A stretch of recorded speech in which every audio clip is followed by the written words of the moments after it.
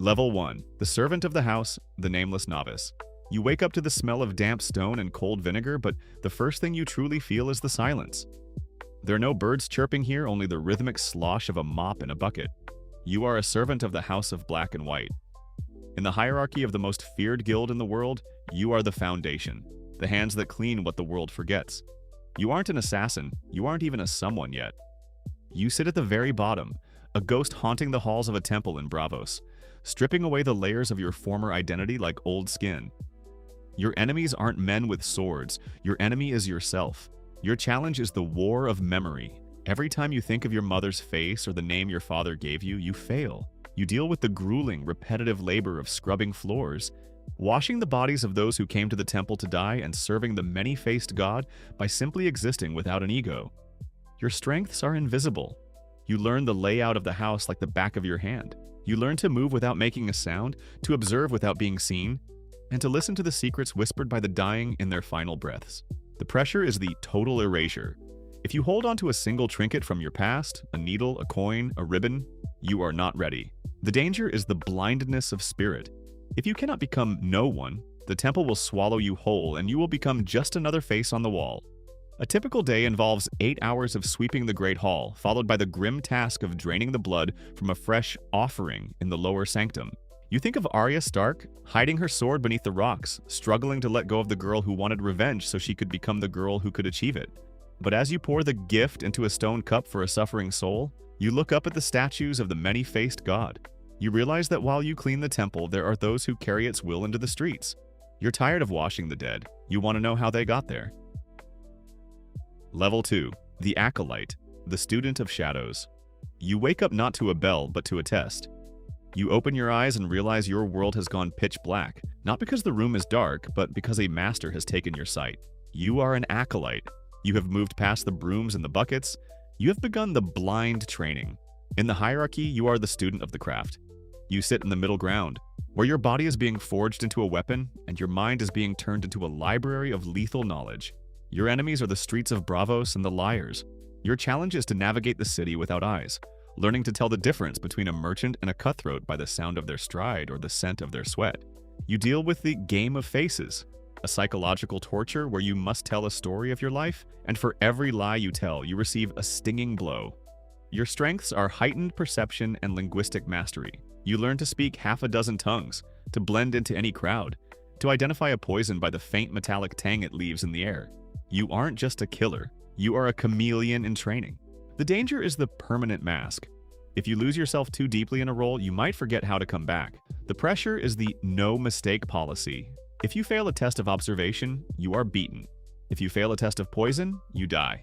A typical mission involves being dropped into a crowded market with a single target to track. Not to kill, but to study. You spend your day memorizing the rhythm of their life, when they eat, how they sleep, and who they love. You feel the cold, focused discipline of the waif, a girl who turned her entire existence into a sharp, unforgiving edge. But as you finally regain your sight and look into a mirror, the face staring back doesn't feel like yours anymore. It feels like a canvas. You realize that tracking a target is child's play. You want to become them. You want to wear the skin of the world. Level 3. The Faceless Agent, the Many-Faced Dealer. You wake up in a different bed in a different city with a face that belongs to a dead man.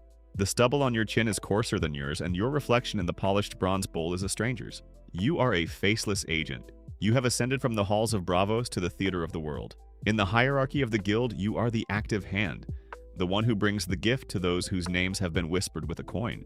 You sit at the peak of the operational ladder, a ghost in the machine of Westerosi politics.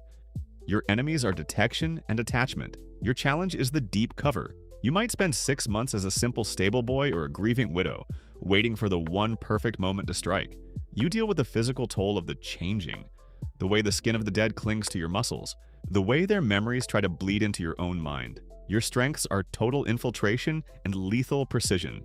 You don't just wear a mask, you wear a life. You have mastered the art of the unseen death, a drop of the strangler in a wine cup, a loosened stone on a high walkway, or a frenzied dog in a locked room. You are the ultimate predator because your prey never even knows they are being hunted. The pressure is the contractual absolution. You do not kill for hate and you do not kill for gold. You kill because a price was paid. If you kill the wrong person, or if you let your own feelings dictate the blade, you have betrayed the many-faced god. The danger is the dissolving soul. After 100 faces, you might find yourself staring at your own hands and wondering whose they were originally. A typical mission involves traveling to King's Landing, assuming the identity of a recently deceased guard, and spending weeks learning the patterns of a corrupt hand of the king before ending his life with a single, silent needle to the brain. You embody the chilling, effortless mastery of Jaqen Hagar, a man who can walk through Harrenhal as a prisoner and leave it as a graveyard. But as you melt back into the shadows of the city, you look toward the sea. You realize that while you carry out the deaths, someone must decide who is worthy of the gift. You're tired of being the dagger, you want to be the hand that holds it. Level 4. The Master of the House, the Alchemist of Souls. You wake up back in the cold, salt-scented silence of the temple, but you no longer feel the stone. You feel the pulse of the city outside and the heartbeat of every agent you have sent into the world. You are the master of the House of Black and White. You have reached the summit of the guild. In the hierarchy of the world, you are a Shadow King. You don't just kill. You manage the balance of life and death across the continents. You sit at the very top, the gatekeeper of the Hall of Faces and the high priest of the many-faced god. Your enemies are chaos and exposure. Your challenge is the global ledger. You must ensure that every life taken is balanced by a life given, maintaining the terrifying neutrality of your order. You deal with the rogue elements, acolytes like Arya who try to use the guild's power for their own petty vengeance. Your strengths are divine authority and alchemy. You are the keeper of the poisons, the one who knows the recipes for deaths that look like accidents and deaths that look like miracles. You have the power to bless an agent with a new face, or curse a failure with permanent darkness. Your word is the final echo in the ears of the powerful. The danger is the weight of the world. You are the one who hears the prayers of the desperate and the greedy, and you must decide which ones deserve an answer. The pressure is the total vacancy. To lead the Faceless men, you must truly be no one. Any shred of your original self will cloud your judgment and bring the wrath of the god down upon the temple. A typical day involves descending into the deepest vaults to harvest a new face, meeting with a representative of the Iron Bank to discuss a high-stakes contract, and testing a new recruit to see if they are ready to lose their name forever. You are the kindly man, the enigma who speaks in riddles and acts with the cold, inevitable logic of the grave. You have reached the ultimate rank. There is no name left to take and no face left to hide behind. You are the shadow in every room and the whisper in every ear. You realize that the greatest power isn't in taking a life, it's in being the one who decides that a life is finally over.